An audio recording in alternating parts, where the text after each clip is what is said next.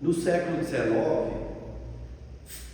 nós tivemos um evento histórico chamado Ato de Fé de Barcelona, Espanha. E o que constituiu esse ato? Os religiosos da época entenderam que as obras religiosas deveriam passar pelo crivo da Igreja Católica. E o organizador da doutrina espírita, o francês Hippolyte Léon Denisard Rivail, cujo pseudônimo nós conhecemos por Allan Kardec, tinha na ocasião, em 1857, após compilar um monte de perguntas e respostas oriundas de cadernos, juntado e editado uma obra chamada, até hoje, de O Livro dos Espíritos. Nele contém todo o conteúdo filosófico, científico e religioso da doutrina espírita, com generalidade e concordância, considerando que as respostas que o organizador ou codificador fazia era respondida por médios em todos os locais do planeta, Estados Unidos, Europa toda, em todos os locais. Ele juntou essas respostas e produziu, editou então o Livro dos Espíritos, com 1019 perguntas e respostas, que é o que nós temos até hoje, um conteúdo extraordinário. Dele então derivou todos os outros. 300 exemplares foram encaminhados a Barcelona, e naquela ocasião, passando pelo crivo da igreja, eles entenderam que era uma obra perniciosa e que poderia fazer um grande mal para a humanidade. Assim, transportaram as obras até a praça pública e lá queimaram essas obras. Passou para a posteridade como Ato de Fé de Barcelona. No ato de queimar as obras, eles então falaram, repetiram, falaram, bradaram que fora da igreja não há salvação. Na ocasião, fora da igreja não haveria salvação.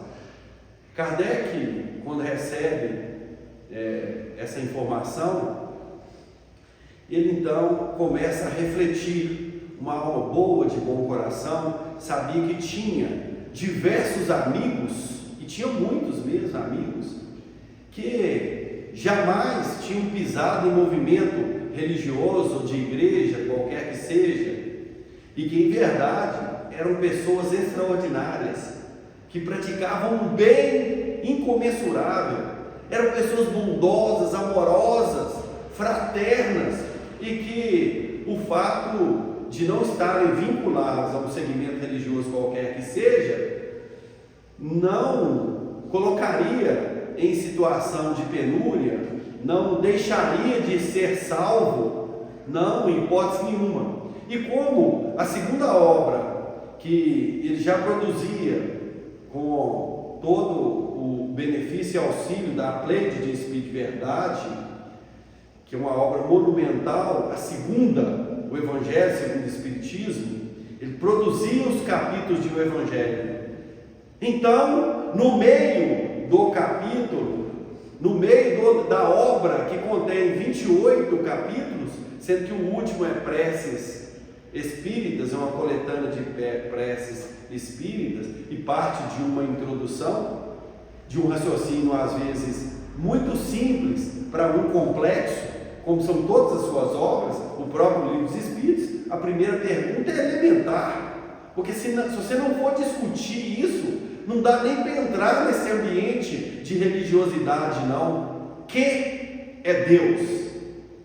Que, né? Não é quem, porque não é uma pessoa, é que é Deus, e vai discorrer a respeito disso, partindo talvez de algo superficial, para depois, quando a gente vai estudando, ele vai aprofundando. E o pedagogo, o professor Allan Kardec, Faz isso com todas as obras, porque esse é o princípio básico de entendimento. Nenhuma criança entra direto na faculdade, não. Ela vai desenvolver na educação infantil movimentos psicomotores, ela vai aprender a desenhar, a falar e a conviver. E assim, Kardec faz desde o capítulo 1, né, que é não vir destruir a lei, e vai trazendo num raciocínio muito concatenado, muito simples, e pedagogicamente ele vai evoluindo no raciocínio, e assim também no encadeamento dos capítulos, e chega no meio, após esse ato de fé de Barcelona, fala, não pode ser fora da igreja de nossa salvação, que é um dos itens do capítulo 15 do Evangelho segundo o Espiritismo, não. Sim, fora da caridade não há salvação. Aí sim. Inclusive vai colocar fora da igreja aqui para explicar, vai trazer uma carta de Paulo nesse capítulo, que a doutrina espírita passa a ser conhecida mundialmente e admirada por causa do movimento de caridade das pessoas espiritistas, que aderiram ao espiritismo como maneira de viver, que incorporaram, que entenderam do ponto de vista psicológico, desceu para o coração e transformou em ação. Todas as pessoas então da sociedade começam a conhecer a doutrina espírita, sobretudo através do chamado maior paranormal do planeta, Francisco Cândido Xavier, que não só trazia essas obras extraordinárias, psicografadas, centenas delas, desafiando a ciência, sendo levado para a América, para os Estados Unidos, para ser pesquisado, para ser olhado, não só um movimento de caridade que surgia em torno dele, partindo de Pedro Leopoldo e depois para Uberaba e ganhando o planeta todo, sendo conhecido e ganhando o título de mineiro do século, por causa da sua obra de caridade em toda a sua extensão, externa, interna, a caridade material, a caridade moral, por causa do que ele falava, por causa da sua essência. E a doutrina espírita passa então a ser conhecida mundialmente por causa desse movimento de caridade. E é por isso que nós e os espíritos ensinam que a bandeira da doutrina espírita é fora da caridade. Não tem crescimento, não tem equilíbrio, não tem sintonia com Deus, na linguagem kardeciana, salvação. Porque era assim que as pessoas entendiam na época. O vocabulário é católico. Os espíritos que organizaram a doutrina, mesmo os espíritos desencarnados, eram recém-egressos da Igreja Católica, como Santo Agostinho, por exemplo, um dos pais da Igreja Católica, que é o organizador da doutrina espírita, e outros mais que estão aqui. Fora da caridade, está aqui no capítulo 15, não tem sintonia, não tem crescimento, na linguagem de Kardec, salvação. Se você não aderir, se não tiver no seu movimento de vida, se isso não tiver na sua mente e no seu coração, não haverá crescimento, ainda que não saiba, mas pode ser que você haja dentro da perspectiva da caridade. Você não sabe, você não frequenta nada, você nem fala essa palavra, mas você age dessa forma, porque no fundo, na linguagem de Kardec, no livro dos Espíritos, é uma ideia inata, a ideia de um Criador, dessa relação nossa com Deus. Isso é inato, o indivíduo já nasce assim, e ele vai, por causa do seu livre-arbítrio, para outros caminhos, segue outros caminhos, às vezes que perturba seu movimento reencarnatório e sua evolução. Mas fora do contexto de movimento operacional da vida de caridade, não tem o ser não tem felicidade, não tem progresso e não tem paz. Ele não tem paz. É isso que Kardec coloca. É dessa forma que ele vai apresentar o capítulo, pegando trechos de passagens de Jesus, que são muitas.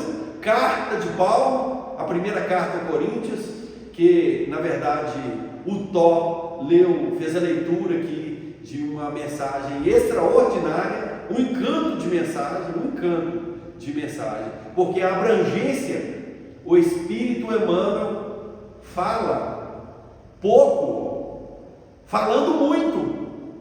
Ele consegue sintetizar um conteúdo de forma magistral. Ele sintetiza um conhecimento de forma magistral. Inicia falando inclusive da interdependência, porque a maioria de muitos de nós tem uma insegurança psicológica e aí gera em nós uma dependência. Você precisa da autorização do outro para se movimentar. Dependente, precisa da autorização, precisa do like para se movimentar, seja na rede social, seja no ambiente nosso físico, aonde que for. A maior preocupação de quem é dependente é o que o outro vai pensar. Como é que o outro está me vendo? O que o outro está pensando de mim? E aí perguntaram para Chico, eu chego assim e fico pensando, o que o outro está pensando de mim? Você sabe? E ele falou, eu sei. Sabe o que ele está pensando? O que ele também está pensando de mim? Está todo mundo preocupado na dependência. Eu estou fazendo a dependência do outro. E é por isso que ele inicia essa mensagem que o Tó leu, falando dessa forma extraordinária. Quando você evolui um pouquinho mais, você sai da dependência, que não é tarefa fácil. A gente está sempre pedindo, o que você achou? Ficou bom? Dependendo do elogio, sabe? Dependendo do elogio, ficou bom, o que você achou? Como é que foi lá? E tal, olha, eu publiquei lá, nossa, tanto de gente que curtiu. É a dependência. Mas quando você sai dessa dependência, você migra para outro movimento, que é a independência. O prefixo é negação, independência, porque você começa a acreditar no você mesmo. Está lá na questão 135 de um livro Consolador. Ele vai abordar isso aí. Você confia no você mesmo, e é importante. Não, eu vou, eu faço. Eu não sou Maria, vai com as outras. Eu não vou no movimento de boiada, de gado, vida de gado na linguagem do poeta. Não, eu tenho consciência própria. Não vou fazer sim e não. Eu dou conta, eu posso fazer, eu consigo. Eu dou conta. Você vai confiando em você e fazendo com o seu esforço, com o seu movimento, com a sua perspectiva. E isso é muito importante. Você saiu agora da dependência para a independência, independente da aprovação do outro.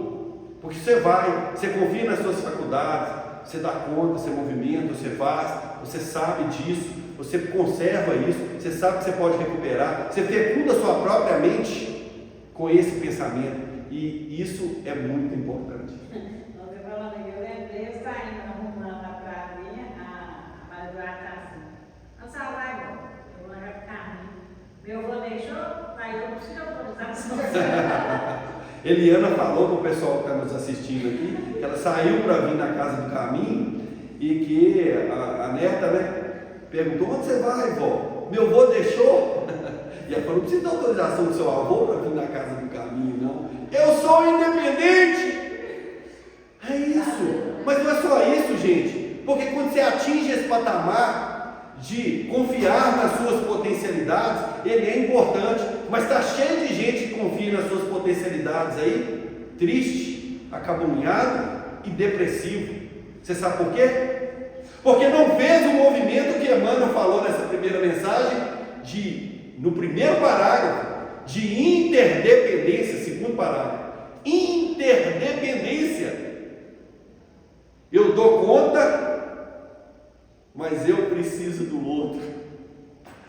É interdependência. Eu dependo de todo mundo, do outro, portanto o outro depende de mim, e eu vou na direção dele, na dor dele, eu vou estar junto com ele, porque sozinho eu não dou conta de nada. Eu não consigo fazer nada sozinho, embora eu acredite em mim, diz Emmanuel na 135. Mas o homem, confiando mais em si do que em Deus, transforma as suas fragilidades num foco de ação contrária à lei divina. Porque quando ele conta só com ele mesmo, ele está fadado ao insucesso, à depressão, ele está fadado à tristeza profunda, ele está fadado a não se encontrar.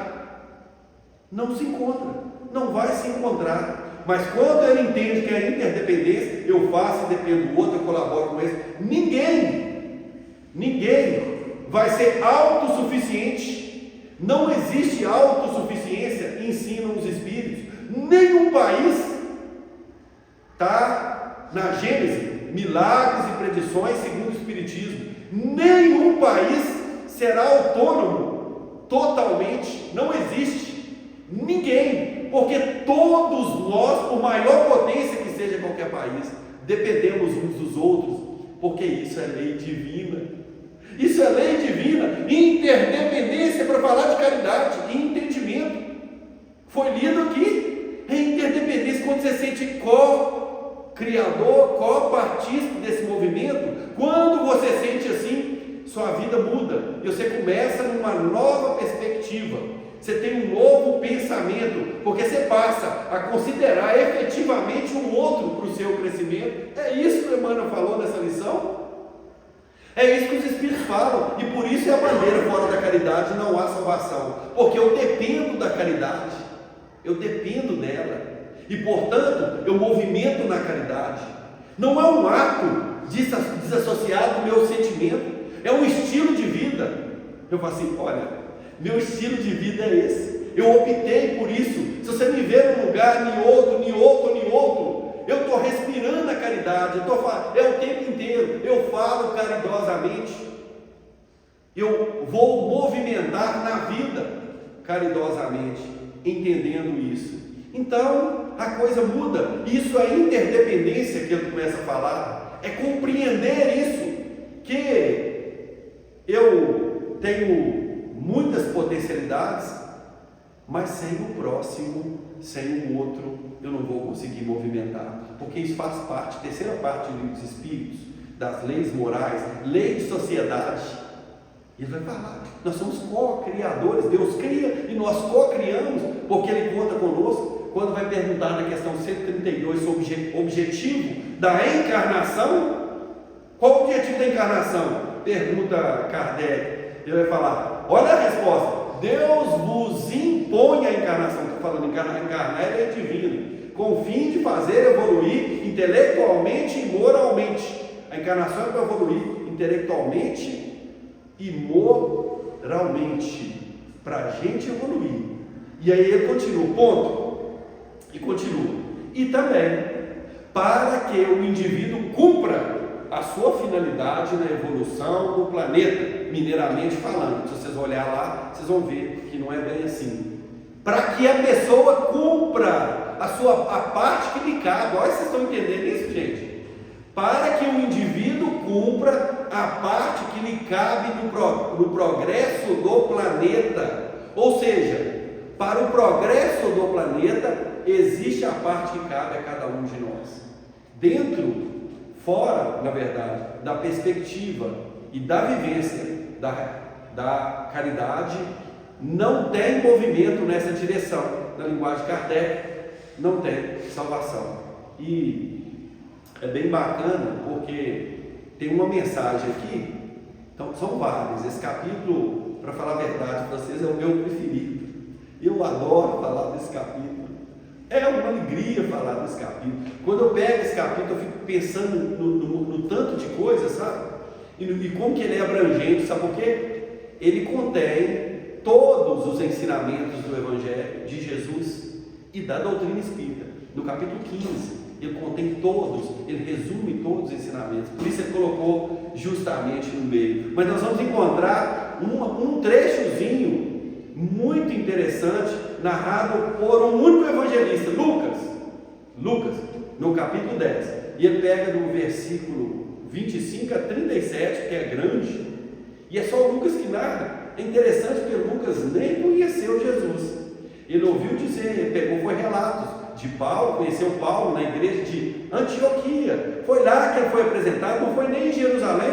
Paulo tecia lá na barraca, foi chamado por Barnabé para poder usar a palavra lá na igreja de Antioquia. E Lucas conheceu Paulo, foi impressionado com o Evangelho, impressionado. Inclusive Paulo que cunhou o nome cristão, que era Homens do Caminho. Paulo não, Lucas que cunhou esse nome cristão, porque era Homens do Caminho. Vocês têm que chamar cristão, porque caminho são muitos. E Lucas também, ele tem narrativa do Evangelho que ele ouviu de Maria de Nazaré. Ele foi estar com a mãe de Jesus para poder pegar apontamento. Então, creio que ele tem essas narrativas que os outros que conviveram, né, como o Levi, o Mateus, o próprio João, né, eles não pegaram, mas o Lucas pega. E como ele era fisiologista, era médico, ele narra com detalhes. É tão interessante as narrativas dele, porque ele fala detalhe. Por exemplo, tem uma passagem que fala que o homem que tinha a mão mirrada, o Lucas fala assim: o homem que tinha a mão direita mirrada. O Lucas põe detalhe nas coisas. É impressionante quando você vai comparando e fala: por que isso? É por causa do esquema psicológico, a preparação intelectual dele, a forma que ele colheu os fatos. E é bem interessante, porque faz muita diferença, né? A direita é a que faz, a que opera, e se você deixa de fazer, ela vai mirrar, ela vai atrofiar, porque é isso que acontece com quem não se envereda na lei de trabalho. É isso que acontece. Então esses detalhes são importantes. E aí ele narra uma passagem aqui, e é só essa que eu vou explorar, né? Mas contém todas as outras, que está falando a respeito do doutor da lei. Olha que interessante. O Lucas fala assim: apareceu um doutor da lei. Quem que era o doutor da lei? O político, que conhecia tudo da Bíblia hebraica, que é o que nós chamamos de Velho Testamento, ou a Torá de Moisés, que ensinava, que sabia tudo. E aparece o doutor da lei, diz o João, para o tentar. Então fala assim: vamos ver se ele é o que ele está falando mesmo. E pior, ele começa com sarcasmo, porque se ele quer tentar Jesus, ele não chama ele de mestre, ele chega: mestre. E aí faz uma pergunta difícil para ele, assim: o que eu tenho que fazer para conseguir a vida eterna? Porque muito se falava em vida eterna, faz parte desse movimento judaico, né? E se falava isso constantemente, tinha um ensinamento a respeito disso. E Jesus não responde não. Jesus fala assim: o que está escrito na lei? É outra pergunta, né? O que eu vou fazer para atingir a vida eterna? Jesus fala com ele: o que está escrito na lei? Você não é doutor da lei? Você tem que saber o que está escrito na lei. E ele vai e fala assim: não, Jesus continua: o que está escrito na lei? E ele faz essa pergunta. E depois continua a pergunta: como lês? Porque uma coisa é o que está escrito, outra coisa é como você interpreta. Uma coisa é o que está escrito, outra coisa é como você lê, como você interpreta aquilo. Deixa eu ver se está certo. Jesus pergunta para ele, para responder uma pergunta: o que está escrito na lei? Como lês? E ele responde, o danado responde certinho. Ele fala assim: amarás o Senhor teu Deus para atingir a vida eterna. Amarás o Senhor teu Deus. A primeira coisa é isso, gente. No Evangelho também: buscar primeiro o reino de Deus e sua justiça, e todas as outras coisas nos serão acrescentadas. Amarás o Senhor teu Deus de todo o coração, com toda a tua alma e com toda a tua força. Por que ele fala isso? Não podia falar só um, não? É porque cada um tem um sentido. Amarás o Senhor teu Deus, todo o teu coração, com toda a tua alma e com toda a tua força. E continua: e ao teu próximo como a si mesmo. Ou seja, quem falou para amar o próximo foi Jesus, sabe, gente? Jesus falou para amar os inimigos. O próximo não. O próximo já estava lá. O próximo já estava escrito. Então não foi Jesus. Não vamos fazer confusão. Ele só ratifica. Mas em verdade isso é lei dele mesmo. Então, como lês? Como lês? Amarás o Senhor teu Deus de todo o teu coração, com toda a tua alma e com toda a tua força. E continua: e ao teu próximo como a ti mesmo. O cara mandou bem, não mandou? E aí o que Jesus fala com ele? Tá tudo certo, ok, perfeito. E continua: fazer isso e viverás. Você quer atingir a vida eterna? Faça isso que você falou. Faz isso. Ama teu Deus com toda a tua força, com todo o teu coração, com toda a tua alma, e teu próximo como a si mesmo. Se você fizer isso, você já passa a viver. À medida que você vai fazer, fala ele, fazer isso e viverás. Mandou bem, não mandou, gente? E você acha que a conversa acabou? Não acabou não, porque o mal intencionado ele vai cutucar de um lado do outro, e ele queria era pegar o mestre mesmo. Não acabou a conversa não. E aí ele fala assim, porque a última frase dele é amar ao próximo como a si mesmo. E aí, como Jesus fala para ele fazer isso e viverá, ele retoma o assunto, ele retoma a conversa. Por que ele retoma a conversa? Porque agora a conversa é sobre o próximo. Porque naquela época nós tínhamos duas correntes, de Hilel e de Gamaliel, duas correntes de pensamento que eram divergentes. Uma corrente entendia que o próximo era todo mundo, um é próximo do outro, é o da mesma espécie, que na verdade vai muito além da mesma espécie, mas essa era evoluída, era da mesma espécie que era o próximo. Mas a outra corrente entendia que próximo é só os da família. Então era controverso, isso dava briga, dava preocupação, dava discórdia. É como se fosse o PL e o PT agora aqui no Brasil, sabe, gente? Um extrema direita, outro extrema esquerda. É isso, cada um com pensamento. Então, se você falar alguma coisa que agrada a direita, você é inimigo da esquerda. E se você falar alguma coisa que agrada a esquerda, você é inimigo da direita, no ambiente de polarização e discórdia, completamente associado do equilíbrio, onde está a virtude, que é no equilíbrio e não é nas extremidades. E aí o cara, que era doutor da lei, inteligente, ele fala, quem é o meu próximo? Agora eu cheguei. Porque se você falar que é da corrente de Gamaliel, o pessoal de Hilel vai cair de pau em você. E se você falar que o próximo é só os da família, o pessoal de Gamaliel também. Todo jeito, agora você está enrolado com Jesus. Mais ou menos isso. Maldoso é mal. Queria pegar de todo jeito. Mas vocês acham que Jesus respondeu? Respondeu. Mas não exatamente. Quem ia responder era ele. Porque nessa hora, Jesus começa a contar uma parábola. E dizer assim, um homem descia de Jerusalém para Jericó. Jerusalém para Jericó. Viajando. Caiu em poder dos ladrões, dos salteadores. Porque naquela época tinha ladrão, agora não tem mais. Né? Mas naquela época tinha. Vocês estão rindo de quê? Caiu em poder dos ladrões, chover de pau nele, tomaram tudo que ele tinha e largou, levou tudo e largou ele semi-morto. E ele ficou lá, morre que não morre.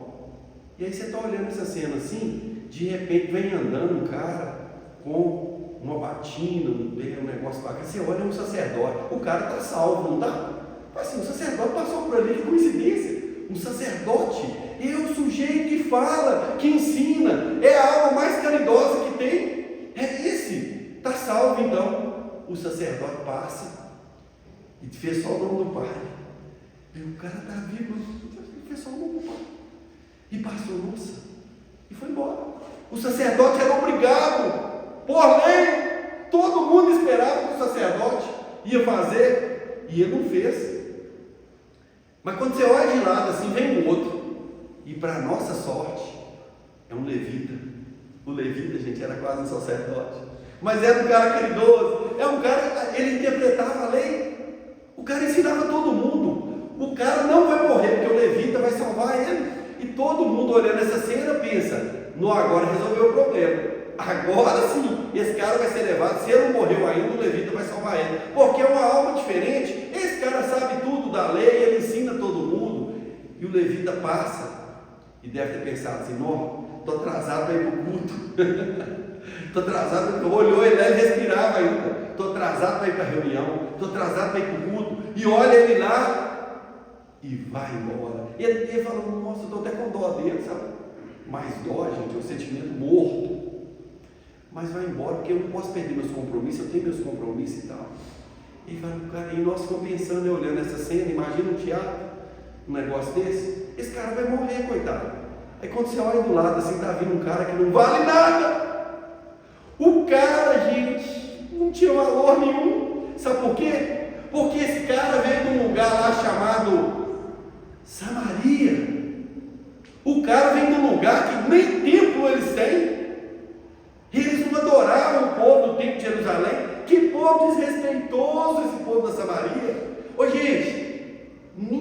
esse povo é terrível. Mas vem um samaritano lá, está vindo um cara que vem da Samaria. Não é possível. É claro que esse não vai nem olhar para ele, é perigoso até cuspir para ele. Mas para surpresa de todo mundo, o samaritano para. Olha, tem pulso, tem respiração. Oi, tudo bem? Oi, tudo bem? Você está vivo? Né? Olhou o pulso, olhou a respiração. Vai no animal. Opa, derruba não. Vai no animal, pega um azeite que tem lá, passa nas feridas, dê tudo. Limpa as feridas e tal, e ajusta, e já começou a dar um trato nele, e limpa ali, e ajusta. Pega esse homem no chão, joga no camelo, no animal, joga lá no camelo, e percorre quilômetros com ele, até chegar na hospedaria. Quando chega na hospedaria, ele chama o dono da hospedaria e fala que encontrei esse irmão caído, mas ele já está recuperando, e o homem recobra a consciência, ele já está recuperando, e o Deus primeiro socorre ele aqui. Eu vou deixar ele aqui. Eu acho que ele vai ficar aqui mais uns 10 dias, e eu vou deixar pago aqui a estada dele, café, almoço e janta.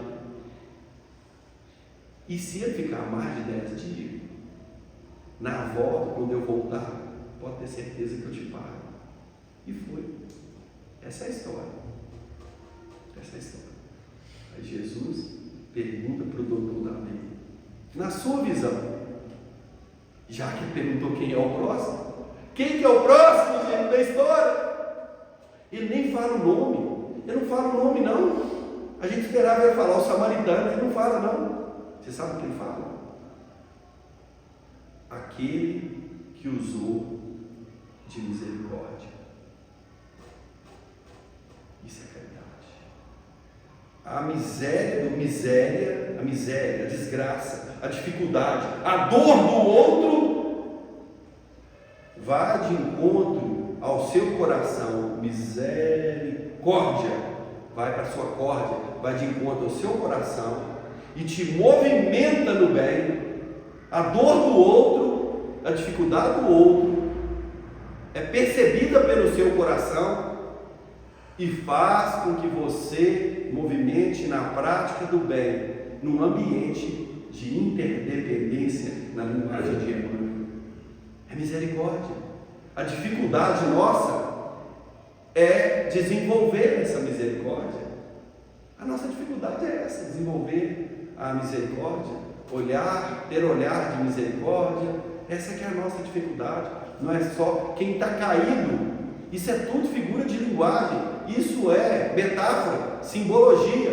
Não sai daqui, vai lá em Jerusalém, tentando olhar lá o museu da casa que o bom samaritano hospedou, não, tá, gente? Porque ela não existe. Isso é uma figura alegórica, isso é alegoria, isso é metáfora. Só para responder a pergunta de doutor da lei, o que é preciso para atingir a vida eterna, para ter estabilidade na vida, que foi o início que nós começamos a falar aqui, do Fora da Caridade, da Salvação. O que é preciso para ter conexão com Deus? É só para responder essa pergunta. Conta essa parábola do chamado bom samaritano, que foi aquele que agiu de misericórdia. Se a gente incorpora essa maneira de atuar na sua vida, principalmente quando você é ofendido, porque se você olhar uma pessoa que está em sofrimento, pode ser que você movimenta ali na direção dele para acudir, para acolher. Mas você agir de misericórdia naqueles que, na sua percepção, você entende que está te agredindo, que está te ofendendo, é muito mais complexo. Isso aí é bem mais complexo, não é, gente? Quando você olha ali, está na dor, está na dificuldade, você movimenta. Mas e o outro que está ali, por exemplo, no trânsito, né? Você saía bem comum isso, né? As pessoas brigam demais no trânsito, porque no trânsito o indivíduo, quando entra no carro, ele muda de espécie. Ele sai da espécie humana e muda de espécie. Agora ele é uma fera. É uma fera. Então, quando ele entrou na máquina, ele se sente outra pessoa, e aí começa a xingar todo mundo, começa a esbravejar e acha que ele tem razão, que ele está coberto de razão, não é? E é tão complexo isso, principalmente com a velocidade que andam às vezes as motocicletas. Às vezes eu estou chegando numa esquina E aí eu olho para poder entrar, né? Para avançar o cruzamento. Eu olho e não vejo nada. Quando eu avanço, eu estou em cima de uma moto. Parece que ela não surgiu do nada, Domingos. É tanta velocidade. Aconteceu com vocês isso? Você olha assim, você não viu nada. Quando você vai, tchum! Aí o cara vem em cima de você, buzina e tal, você acontece. Não, você não está vendo que não, pô? E antigamente eu falava, o quê? Eu não te vi, não! Eu falo assim, mas hoje não. Hoje eu falo assim, não, desculpa, eu não te vi. Não está vendo que eu sou PCD? Pessoa com deficiência? Portador de necessidades especiais? Porque quem usa óculos é PCD. Não é, Liana? É pessoa com deficiência. Você não está vendo isso, Deus? Hoje eu falo assim, desculpa, eu não te vi. Não, desculpa aí, foi mal. Mas meu Deus, de onde surgiu esse infeliz? É tamanha velocidade. E no trânsito vai acontecer isso. E você ter olhar de indulgência com esse que eventualmente te agrediu. Gente, você despertar misericórdia dentro de casa com o filho, a filha que está te agredindo, ou o marido, ou a esposa. E você olhar e falar, meu Deus, está entendendo tudo errado. E você entender que o esquema psicológico dela, ela não teve as mesmas experiências que você teve. Ela não teve. Não, as reencarnações dela teve outra experiência. E está no psiquismo agora feminino. E você ter misericórdia e falar, não, mas tá bom, deixa ser assim, vou continuar com ela. Né? Eu vou colar no coração dela, com todas as dificuldades. Eu vou continuar. E você desenvolver isso no dia a dia. É essa percepção. O próprio espírito André Luiz, gente, depois dele estagiar um período na colônia Nosso Lar, obra a qual nós estudamos aqui na terça-feira, 18h50 começa. Depois de ficar um período na colônia, que está situada em cima do Rio de Janeiro, que foi fundada e feita, produzida, criada pelos portugueses que iam desencarnando, está lá. E André Luiz, depois que ele fica um período lá, que aprende um monte de coisa, doido para poder colocar em prática os ensinamentos, ele ganha autorização para retomar, dar uma pulada aqui na matéria. Ele está na terra, porque o nosso lado está na terra. Mas a gente chama de terra só o núcleo duro da cebola, que é a sementinha que está no meio dela, a gente chama de terra. Mas todas as camadas da cebola pertencem à terra, e todas são materiais. A mais densa é a que nós estamos, quem está encarnado. Mas as outras são materiais. Matéria, que é uma matéria, na linguagem kardeciana, sutil, rarefeita, quintessenciada. É sutil, é diferente, noutra vibração, mas está na colônia. Aí ele ganha a oportunidade, depois de tramitar lá um período, fala assim, nossa, você está pedindo tanto, agora você pode ir lá na sua casa. Aí ele vem na casa dele, junto com os amigos espirituais, ele entra na casa dele, que alegria, né? Retornar a casa, o jardim, as coisas, que sensação, né? Que coisa bacana. E ele vai olhando, tem aquela sensação. Quando ele entra dentro de casa, de cara, nós não vimos isso ainda não, nós estamos no capítulo 30 ainda, cujo título é Herança e Eutanásia. E ele, quando entra dentro de casa, ele assusta, porque não vê os portas-retratos da família. Aliás, tem porta-retrato lá, mas ele não está. Aí ele fica chateado, ele começa a ficar chateadão com aquilo. Mas meu Deus, o que aconteceu? Quem está lá agora é um outro sujeito, um tal de Ernesto. Ô, gente, vocês acreditam que a mulher dele teve coragem, depois do desencarne, de casar com outro? Teve coragem de casar com outro. Casou com outro. E ele achava assim. A mulher casou com outro. E pior, a informação que você pega na obra e na narrativa dele mesmo, que a mulher gostava muito mais do outro do que dele. Isso dói, né? Ivete, já pensou? A mulher gostava muito mais. Mas o pior está por vir. Porque nós estamos falando de misericórdia, nós estamos falando de caridade. A vida não trabalha com teoria com a gente, Paulo. Ô, gente, isso é ilusão. Pelo amor de Deus, tem que cair a nossa ficha. A vida trabalha com fatos.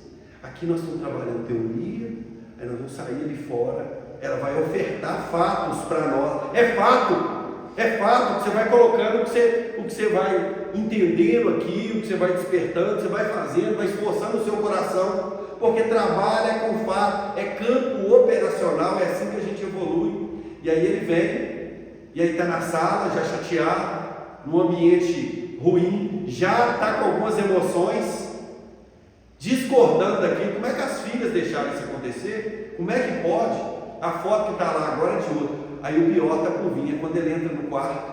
Ele entra no quarto, está a Zélia, esposa, antiga esposa dele, com esposa atual agora. É até difícil falar, né? Zélia, esposa dele, está com esposo agora atual. Casado na beirada do leite, chorando, e o Ernesto está ruim, está doente. Era médico também. Está doente, está lá. E ele fica com raiva, a vontade dele é dar uns tapas em todo mundo ali, brigar, dar soco. Porque o cara é bom, o cara faz atendimento fraterno aqui, mas quando mexe com as coisinhas dele, não é assim? Porque dar remédio amargo para os outros tomar é bom demais, gente. Igual eu estou dando aqui agora. É bom demais. Eu quero ver quando a vida me cobrar a caridade, o perdão, a misericórdia. Falar aqui, gente, é para os mais devedores, é os mais problemáticos. É os mais problemáticos, porque essa tarefa é fácil. Quero ver colocar na vida.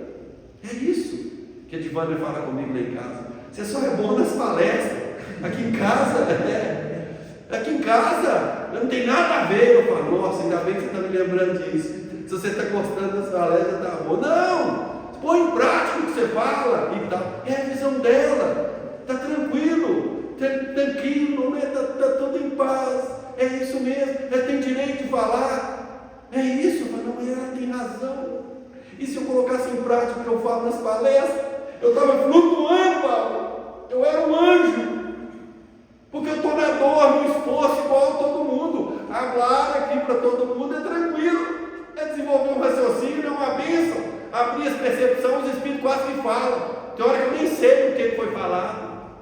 Eles falam. Você recebe intuição, você vai. É assim. Você vai treinando o aparelho, é assim que acontece. Mas vai viver. Aprende, vai viver. Quando ele chega no quarto, com ódio, com raiva, quer dar soco, quer fazer aquilo, aí começa, porque Kardec ensina aqui, o conhecimento intelectual engendra o moral. Você tem que lembrar o que você está aprendendo, você mudar seu sentimento. Ele fala isso, nós estamos num slide que está falando justamente isso, só que é com outra pessoa. É com o outro, com o homem que está perturbado, porque o filho matou ele, é eutanásia, né, por causa de herança e tal, ele está perturbado e tal. E o André Luiz chega e fala, não, que figura horrível, que cara feio e tal. Depois começa a desenvolver, não, é um irmão, está desequilibrado. Aí o sentimento dele muda na hora. Quando ele vê Ernesto, que tem vontade de brigar, aí ele começa a pensar o que ele tem aprendido na colônia. Nossa, mas a vida continua, são e tal. Quando ele pensa, ele muda o sentimento dele. Ele muda, e sabe o que ele faz? Ele vai lá e aplica passe no homem. Pensa, aplicar passe no Ricardão é duro, né? Mas, gente, é visão de imortalidade. Agora você caminha na direção do seu suposto inimigo. Viu o que é? É isso. Joga ele no camelo e leva na hospedaria. E esse nem foi inimigo, né? É uma caridade completa. Isso é isso. É que é aquele que está te ofendendo mesmo, o que mais está te intrigando, é o que mais está precisando do seu olhar de misericórdia no momento. Pensa aí, quem mais está te chateando atualmente? O patrão, né, ué? Lá no serviço, né? Você também, né? Você é Miguel, né, velho? Ainda bem que está aqui ouvindo. Você é a esposa, né? Você é Marisa, né? Márcia, quem mais está te chateando? Essa pessoa é a que mais precisa do seu desenvolvimento de misericórdia. Quando Jesus fala, Pedro, tu me amas? Amo, Senhor. Pedro, tu me ama? Amo, Senhor. Pergunta pela terceira vez. Você eu caí em pranto de choro. Por que você está falando isso? Perguntou 3 vezes. Não, pergunta a terceira vez. O que ele fala? Apacenta minhas ovelhas. Mas não é ovelha branquinha, que é bonitinha, igual um pompom. Não é essa, não. É a ovelha negra mesmo que você acha, apacenta ela, mais difícil. E essa branquinha boazinha que você ama, que não te dá trabalho, essa aí até eu que sou boa, qualquer um fala. Quero ver, é a mais complicada. Assume um compromisso nessa encarnação e fala, eu vou amar essa alma. Eu vou amar essa alma. Eu vou sair daqui amando essa alma. Isso é exercício de desenvolver misericórdia. É isso, gente. E aí ele aplica o passe, e aí ele fica aliviado, aí ele venceu essas manifestações do egoísmo, do orgulho, exaltação da própria personalidade. Ele não podia fazer isso comigo, tanto podia como fez. A vida continua, não é? E aí, gente, ele vai aliviado, a equipe volta feliz porque ele venceu na aprovação no campo operacional, apesar de estar em espírito. Quando ele chega na colônia, tem uma festa para ele. É igual essa festa de aniversário que a gente faz, sabe, Leandro? Bolinho, canta parabéns, pastelzinho. Tem uma festa lá para eles, uma festa, e ele ganha o título de cidadão do nosso lar. É ali que ele ganha o título de cidadão do nosso lar, porque ainda não era, não estava nas mesmas vibrações. É o desenvolvimento do olhar de misericórdia na perspectiva da questão 886 de Livro dos Espíritos, que Kardec pergunta o que consiste caridade como entendia Jesus, em toda a sua abrangência: benevolência para com todos, indulgência para com a imperfeição do próximo e, por último, e mais difícil do meu ponto de vista, perdão das ofensas, que é o perdão, né? o doar mais, é o prefixo per, esse aumenta, né? O perdonare, o per na quinca, o manganato, mas o permanganato é com muito mais oxigênio, é o per, né? Eu duro, mas eu perduro. O perdoar é o exemplo máximo da caridade, no estado que nós estamos, sentindo ofendido com qualquer coisa. É o movimento que está na oração dominical. É esse aí. É isso, gente. São essas as reflexões. Caridade não é entregar alguma coisa para alguém desassociado do seu sentimento, não. É muito mais do que isso. É viver, respirar, sentir e pensar na caridade. É isso. É estar envolvido num olhar de misericórdia constante, dormindo, acordado, é levantar, é fazer e é pensar. Isso é caridade, como entendia Jesus. E é por isso mesmo que ele nos ensina: quem quiser, quem for candidato de vir após mim, quem quiser, porque é o livre-arbítrio. Tome sua cruz ou sua planilha reencarnatória, aquilo que você propôs fazer aqui, seu dever, sua obrigação, seu compromisso. Tome sua cruz e siga-me, porque, diz Jesus, quem quiser salvar a vida, refestelando nos prazeres horizontais da matéria, perdê-la-á. E quem perdê-la, por amor de mim e do meu Evangelho, ganhá-la-á. E conclui: de que vale o homem ganhar o mundo e perder a sua alma? Jesus nos abençoe.